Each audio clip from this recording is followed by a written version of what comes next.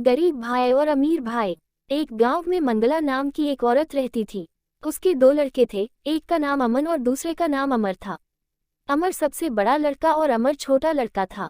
मंगला का पति बहुत साल पहले गुजर गया था, इसलिए मंगला अकेले ही अपने दोनों बच्चे का लालन पालन और पढ़ाई लिखाई कराने की जिम्मेदारी निभा रही थी।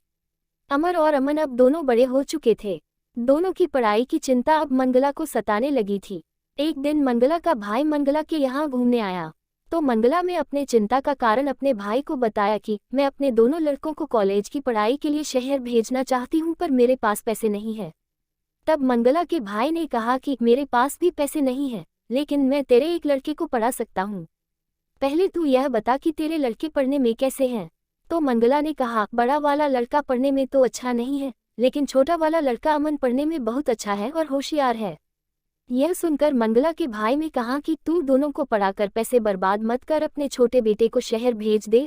उसकी पढ़ाई का खर्चा मैं देख लूंगा, क्योंकि वह पढ़ने में होशियार है, इसीलिए उसे ही आगे पढ़ाना चाहिए। और तेरा बड़ा लड़का अमर पढ़ने में होशियार नहीं है, तो उसे यही गाँव में कोई नौकरी चाकरी लगवा दे। यहाँ नौकरी करके कुछ पैसे कमाएगा और तेरे साथ रहकर तेरी सेवा भी करेगा।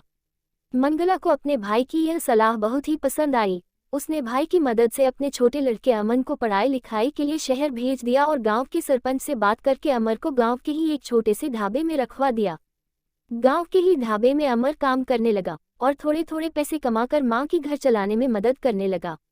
इधर शहर में अमन की पढ़ाई भी पूरी हो गई और वह शहर के एक बहुत बड़े फूड चेन होटल में मैनेजर की नौकरी पा गया। यह खुशखबरी सुनाने के लिए वह गांव आ गया और अपनी मां और भाई को मिठाई खिलाकर उसे अपने नौकरी लगने की बात बताई। उसने अपने मां को बताया कि उसकी शहर में एक बहुत बड़े फूड चेन होटल में नौकरी लग गई है। मां ने पूछा, यह फूड चेन होटल क्या होता है? तब बड़े लड़के अमर ने बताया कि ऐसे होटल जिनकी शाखा अलग अलग शहरों में खुली होती है, ऐसे होटलों को फूड चेन होटल कहते हैं। यह सुनकर मंगला ने अपने छोटे बेटे को खूब आशीर्वाद दिया। अगले ही दिन अमन अपने बड़े भाई और मां को लेकर शहर आ गया और तीनों मिलकर शहर में रहने लगे। एक दिन शाम को काम खत्म करके अमन जब घर आया तो उसने अपने बड़े भाई और अपनी मां को बताया कि आज रात को हमारे होटल के बॉस हमारे यहाँ डिनर के लिए आ रहे हैं। मां ने कहा, यह तो बहुत अच्छी बात है, तू बाजार से सब्जी भाजी ले आओ, मैं उनके लिए खाना बना देती हूँ। तो अमर ने मां को मना कर दिया कि मां, तेरी तबीयत ठीक नहीं रहती है, इसलिए अमन के बॉस के स्वागत के लिए मैं खाना बना दूंगा। अमन अच्छी सैलरी वाली नौकरी करता था, इसलिए वह थोड़ा घमंड में रहता था और अपने बड़े भाई को कम आंका करता था। उसे लगता था कि उसके भाई को कुछ नहीं बनता और वह हमेशा गरीब का गरीब ही रहेगा। अमन ने ताज्जुब से बोला कि तुम खाना कब सीख लिए, और क्या तुमसे खाना बनता भी है? तब अमर ने कहा, हाँ, मैं गांव में एक छोटे से ढाबे में काम करता था, वहां रहकर मैंने खाना सीख लिया। तुम चिंता मत करो, तुम्हारा बॉस जब मेरे हाथ का बना खाना खाएगा तो उंगलियां चाटता रह जाएगा।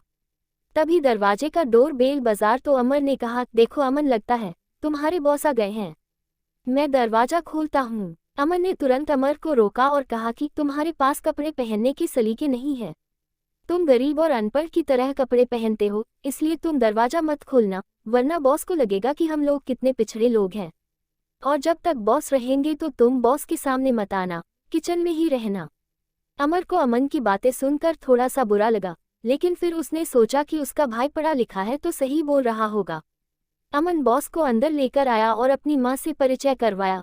कुछ देर बातचीत होने के बाद बॉस को खाना परोसा गया। बॉस ने खाना खाया तो उसे खाना बहुत पसंद आया और उसने खाने की बहुत तारीफ की। इसके बाद उसने अमन से पूछा कि खाना किसने बनाया है। अमन कुछ बोल पाता उसके पहले ही मंगला ने बताया कि यह खाना मेरे बड़े बेटे अमर ने बनाया है, वह खाना बहुत ही स्वादिष्ट बनाता है। बॉस ने अमन की ओर देखा और बोला, तुमने अपने भाई से तो मुझे मिलवाया ही नहीं, मैं तुम्हारे भाई से मिलना चाहता हूँ, वह बहुत ही स्वादिष्ट खाना बनाता है। इसके बाद अमर ने भारी मन से अपने बड़े भाई अमर को बुलाया। अमर के आते ही बॉस ने अमर की खूब तारीफ की और उसे अपने होटल में मुख्य हलवाई के रूप में नौकरी देना चाहा और कहा कि अगले दिन होटल आकर तुम्हें एक स्वादिष्ट खाना बनाना होगा, हम उसे टेस्ट करेंगे और तुम्हारी नौकरी पक्की हो जाएगी। अगले दिन अमर होटल पहुंच गया और एक लाजवाब स्वादिष्ट खाना बनाकर होटल के मैनेजमेंट टीम के सामने परोसा।